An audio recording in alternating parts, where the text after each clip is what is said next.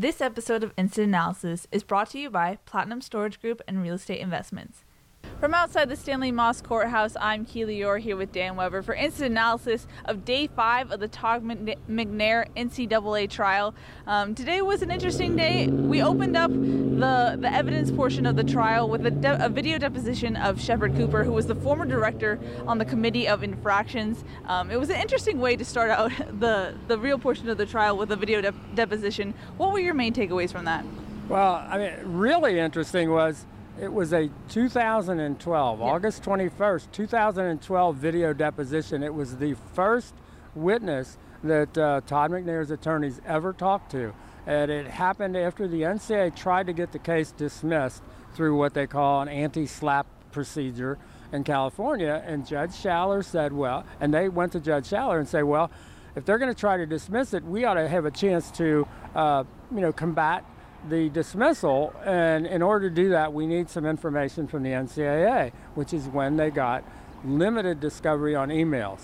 But it's interesting that the Shep Cooper stuff holds up as well today. Yeah. It's hard to believe. That was almost 6 years ago when they did his video deposition, but those emails are still the emails, and at least then he was closer to remembering how all the deliberations went and who sent what email to who and when they sent them, and he still didn't remember a lot of stuff.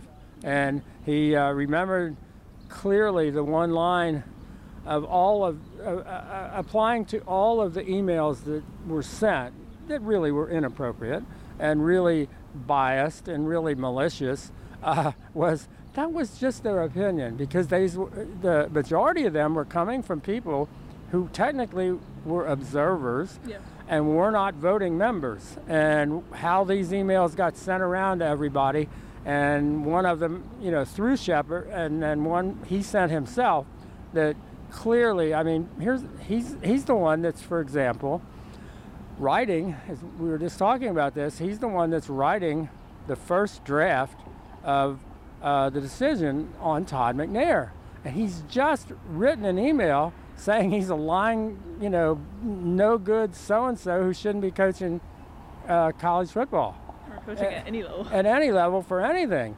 And now he's supposed to go, before they've even decided anything on Todd McNair, and they can't come to a decision. I think what we didn't know the TikTok quite as much as how many sessions they went through where they couldn't decide on Todd. And we got some numbers in terms of the 8 people on that committee, where we're hearing, was it 6-2, was it 5-3? We haven't, I don't think, gotten those numbers before, so it wasn't that obvious a call as to how this has all happened. But it took a good bit of time to explore, how did all this happen? How did these people who weren't officially members of the committee, how did they all have opinions that were being circulated to the people who were deliberating Todd McNair's fate, USC's fate? And the explanations are not great. Yeah. You touched on it a little bit right there. One of the most interesting things to come out was that Shep Cooper was already drafting what should happen to Todd McNair before the committee came to a consensus. So Bruce Todd McNair's lawyer, leaned into that and was like, well, why are you the one who has an opinion on record of how you feel about Todd McNair? Why are you writing the first draft when there's not even a consensus on the committee that you're not even a part of? Yeah, it was I don't think the NCAA Committee on Infractions is used to really hard cases and questions, and it looks like they kept wrestling, and some of these outside people who were observing are saying, well, we just keep going over the same thing and the same thing. Well, these were people who were saying, how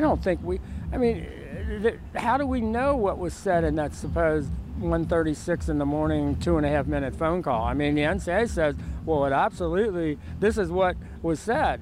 And some of the people on the committee said, how do we know that? Who knows? And you're going to, make this kind of ruling, unethical conduct and a show cause against Todd McNair based on a phone call that nobody's heard? I thought one interesting point they made was, did they ever follow up on the fact that they mentioned that Lloyd Lake was making tapes of his conversations, like with Reggie Bush and Reggie's parents? why didn't he have a tape of this phone call? This was really an important call. And they have no answer as to, did you check on that? Did that not cause you some suspicions that, or the fact that was interesting too, that, and I thought Bruce brought this up yesterday, was that some of the members said they were sure that, Lloyd Lake is a multiple felon out of between prison stints, and that they were sure that he cussed Todd out and he threatened him and did all kinds of stuff. And how could Todd McNair forget that? And then they look at Todd's record, phone records and meetings and all that. He didn't do anything the next day. He didn't tell anybody at USC. He didn't tell Pete, hey, there's some guy calling me up, threatening me in the middle of the night. Well, he didn't do anything. So when you look at that, you might say, gee, I might think maybe Todd didn't get that phone call, which is what he says, because he didn't do anything as a result of what they believe was this, earth-shattering phone call where all the details of the plot were given, to Todd, and he didn't do anything.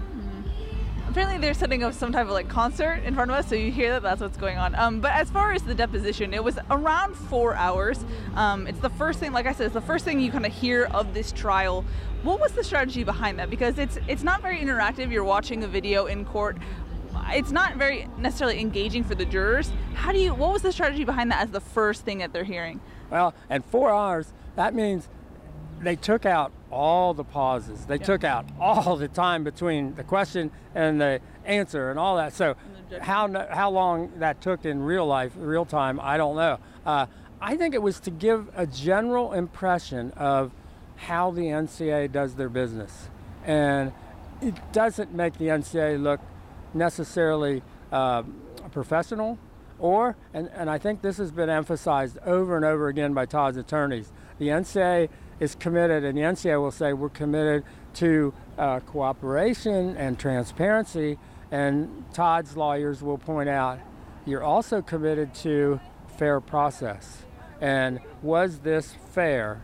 And I think all throughout this trial, they're going to say, did the NCAA keep to its standard of providing a fair process to anybody that's in a situation like this? And I think obviously the answer that Todd's attorneys are going for is no, they didn't. Mm-hmm. Yeah, and to point out how the NCAA conducts their business, that point that you made, Cooper also made note that they didn't keep records of their notes. They threw away their notes as general practice after the appeals went through. They didn't have a transcript of the deliberation. So there's really no, as far as we know, written record of what happened during the deliberations at all. He couldn't even remember if they took a vote. Yeah. Did they take a vote? I don't know. What was it? They have to, Todd's attorney would say, oh, you probably have to check your notes that you destroyed. Is that right? So, and there'd be just a pause, know. So I think this is the first time we've ever seen what happens inside the Committee on Infractions, and only because the NCAA tried to get the case dismissed. Judge Schaller said, well, if you're going to do that, give them a chance to defend themselves, and he gave them the discovery, which allowed them to take now they've gotten more discovery since then, but originally they just got a limited amount of discovery, and that was enough for Judge Schaller to say that he did see malice, he did see bias, and it definitely, Todd had a chance of proving that he was defamed, and that's why we're here. Mm-hmm. So that deposition took up most of the day today. We got for the last hour of the day to hear from Angie Cretors in person. Her testimony lasted only about an hour and a half, and she was the former investigator who investigated the Reggie Bush impermissible benefits case. What did she have to say, and what were we able to glean so far? I think it was interesting. She and a guy named Richard Johannenmeyer, they used to call him the coach, and he's retired, were the two main investigators. And I think one of the points they went to was how they got this tip that Lloyd Lake was giving impermissible benefits to Reggie Bush right before the NFL draft that year. Now, Reggie was already out of school, but the NCAA immediately came and talked to Pete Carroll, who said, sure, come on. Didn't ask, that he needed an attorney or anything like that. Then they came back in September, talked to coaches and players and whatever. Nobody limited the scope of what they were going to be asked. Nobody asked for any attorney. Blah, blah. It was all very open.